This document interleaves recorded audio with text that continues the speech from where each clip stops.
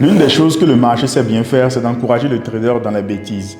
Et l'une des choses que le marché sait très bien faire encore, c'est d'encourager les traders à faire de n'importe quoi sur le marché et à leur faire croire que c'est la bonne chose à faire. Dans cette vidéo, je partage avec toi une expérience dans laquelle je suis certain que tu vas te retrouver, dans laquelle également tu vas pouvoir tirer des enseignements. Si c'est pour la première fois que tu tombes donc sur ma chaîne YouTube, je t'invite à t'abonner donc à cette chaîne et activer la cloche de notification pour ne pas manquer mes prochains contenus éducatifs et dans lesquels je partage avec toi beaucoup de ressources qui vont t'améliorer dans ta personnalité et aussi dans ton trading. Je disais dans l'intro que le marché a donc cette facilité à nous faire croire que nous sommes sur le bon chemin quand bien même nous pratiquons un mauvais trading, quand nous prenons des mauvaises décisions sur le marché.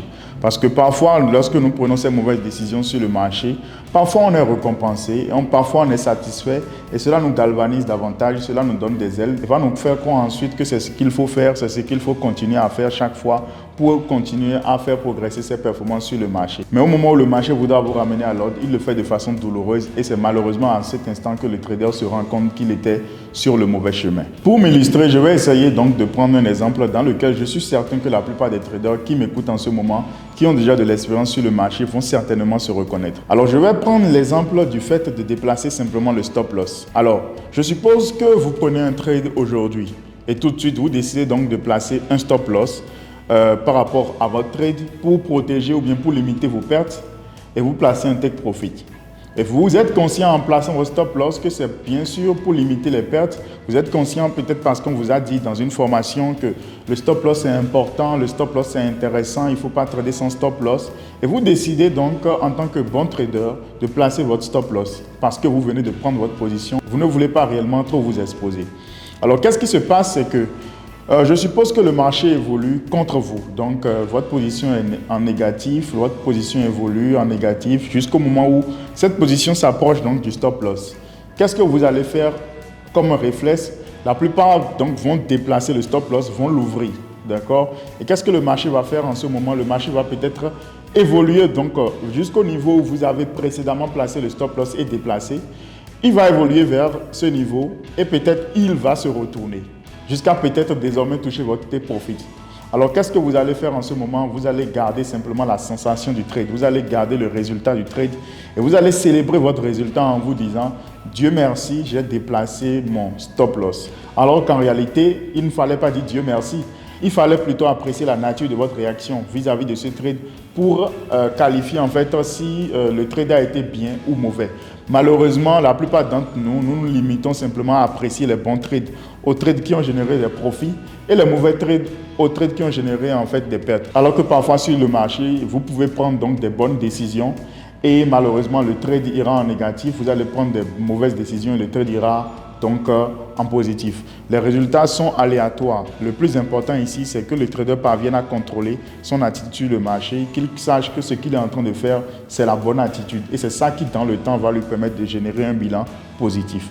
Alors, revenez donc à notre exemple où le trader venait de célébrer en fait une mauvaise action sur le marché, mais un bon résultat. Il se dit, Dieu merci, j'ai déplacé le stop loss. Sinon, le marché aurait touché mon stop loss et après, il serait allé dans le sens donc de mon take profit.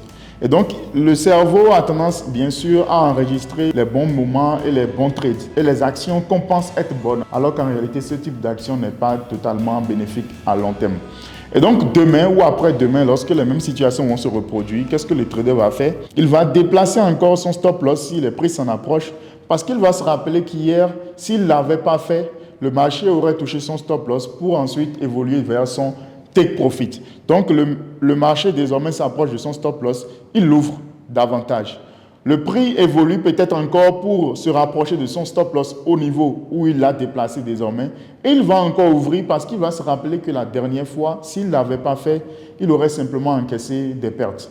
Et peut-être que le marché encore en ce moment va se retourner et ira peut-être jusqu'à toucher son take profit.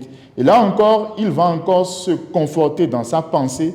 Il va croire que oui, effectivement, c'est la bonne chose à faire et que Dieu merci encore une nouvelle fois, il a déplacé le stop loss 2-3 fois. Sinon, il aurait pu encaisser des pertes. Et quand le marché vous fait cela 1, 2, 3, 4 fois et vous tirez ce type de conclusion sur la base simplement du résultat du trade, qu'est-ce qui va se passer? C'est que vous avez déjà ancré dans votre mentalité que c'est l'action à faire.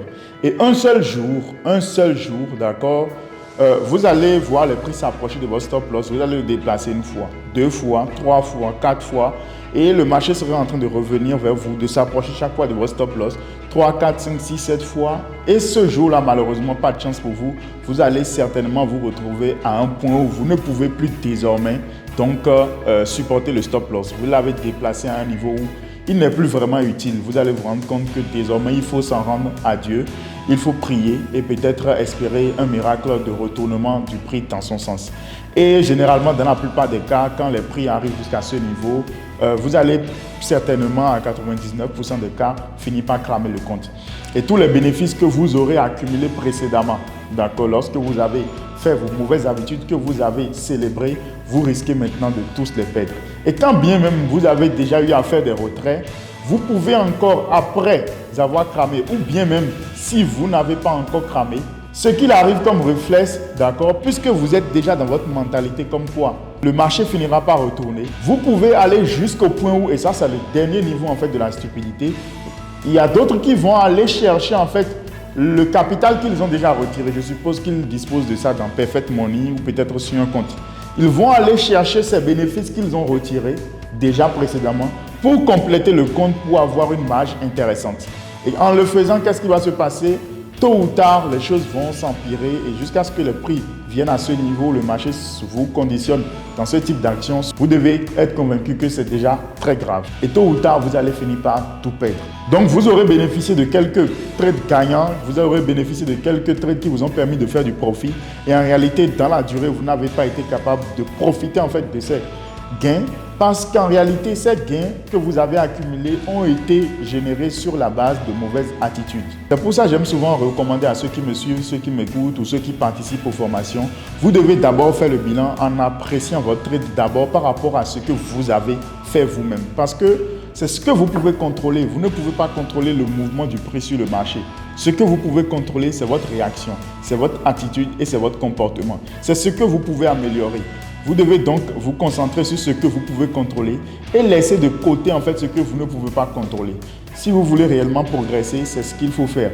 Se concentrer sur ce qu'on peut contrôler et laisser de côté en fait ce qu'on ne peut pas contrôler. Donc à l'heure du bilan, il est indispensable de se concentrer d'abord sur la nature de votre action. Ce n'est pas le résultat du trade qui compte, mais c'est la nature de votre action. Si vous vous concentrez à améliorer la nature de vos actions dans le temps, dans le trading, vous allez nettement améliorer vos bilans. Et vous n'allez même pas vous rendre compte du moment où vous êtes déjà passé à une autre étape. Mais vous allez simplement un jour, dans une situation de trade, vous rendre compte que tiens, s'il y a 6 mois, s'il y a 1 an, j'aurais déjà pu faire telle chose ou telle chose. Et c'est comme ça on s'en rend compte en fait qu'on a progressé.